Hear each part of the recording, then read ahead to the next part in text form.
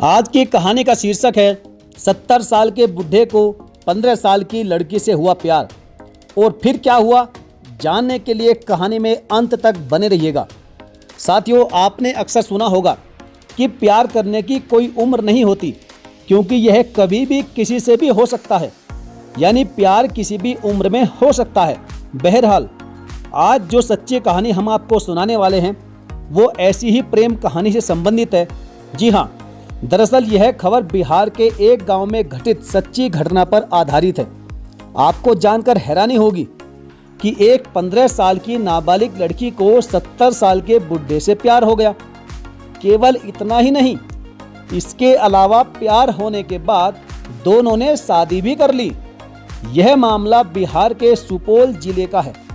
जब लोगों ने इन दोनों की प्रेम कहानी के बारे में जाना तो वह भड़क गए, जिसके चलते आसपास के लोगों ने दोनों को इश्क लड़ाते हुए पकड़ लिया और फिर जोरदार हंगामा हुआ। ऐसे में जब लोगों ने उनसे पूछताछ की तो उन्होंने कह दिया कि हम दोनों पति पत्नी हैं। इसके साथ ही आपको यह जानकर और भी आश्चर्य होगा कि लड़की का जो यह 70 साल का पति है वह उसके ही पिता का दोस्त है।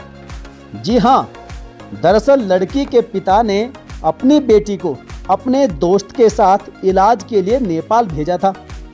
गौरतलब है कि जब सोमवार की रात को 70 साल का बुजुर्ग और 15 साल की लड़की सुपौल के सहरसा चौक पर एक मिठाई की दुकान पर हंस कर बातें कर रहे थे, तभी लोगों में इन दोनों को लेकर चर्चा होने लगी थी, जिसके चलते लोगों ने इन दोनों को एक दूसरे से बात करने से ही मना कर दिया और साथ ही इनके रिश्ते के बारे में भी पूछने लगे। ऐसे में वह दोनों कुछ नहीं बोले और लोगों का शक इन पर और भी ज़्यादा बढ़ गया। इसके बाद लोगों ने दोनों को पकड़कर पुलिस के हवाले कर दिया।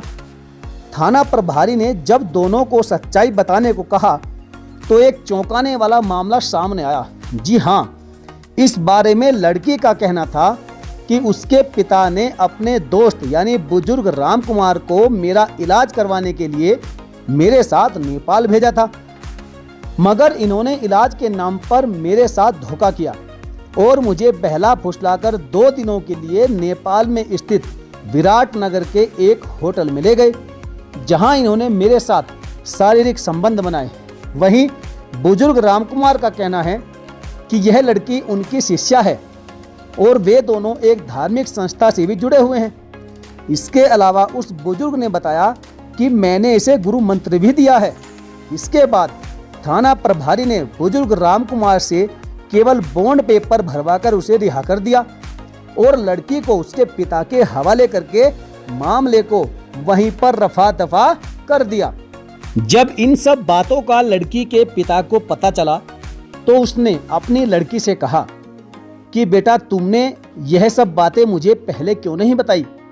तब लड़की ने कहा कि मुझे भी पता नहीं चला कि मुझे कब इनसे प्यार हो गया। तब लड़की के पिता ने अपने दोस्त राम कुमार से गुस्से में कहा कि तुमने मुझे क्यों धोखा दिया। तब राम कुमार ने कहा कि मुझे पहले से ही तुम्हारी लड़की अच्छी लगती थी, इसलिए मैंने तुम्हारे घर आना जाना और भी ज़्यादा बढ़ा दिया था और मैं तभी से यह सोचने लगा था कि किस तरह से मैं तुम्हारी लड़की को अपना बना लूं। फिर मैंने ही तुम्हें इसका इलाज करवाने के बहाने से इसे अपने साथ नेपाल ले जाने को कहा, जिस पर तुमने भी बड़ी ही आसानी से मुझ पर विश्वास कर लिया। लड़की के पिता और गांव वालों को दोनों पर बहुत गुस्सा आ रहा था, लेकिन वे करे भी तो क्या, क्योंकि पुलिस वालों का सपोर्ट भी इनको मिला हुआ था। गांव वालों को पता चला कि थाना प्रभारी भी राम कुमार से मिला हुआ है। राम कुमार ने थाना प्रभारी को उसके खिलाफ कोई भी कार्रवाई ना करने के बदले भारी भरकम रिश्वत दी है। लड़की का पिता और गांव वाले बेबस होकर वापस अपने घर को चले आए, जिसके बाद लड़की के पिता ने लड़की को अपने घर से हमेशा हमेशा के लिए निष्कासित कर दिया और कभी भी अपने घर ना आने की चेतावनी भी दी।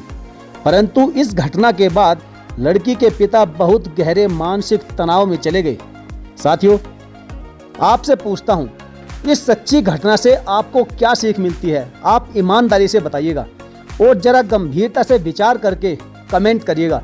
मैं उम्मीद करता हूं कि आप जो भी प्रतिक्रिया देंगे सोच समझकर ही देंगे।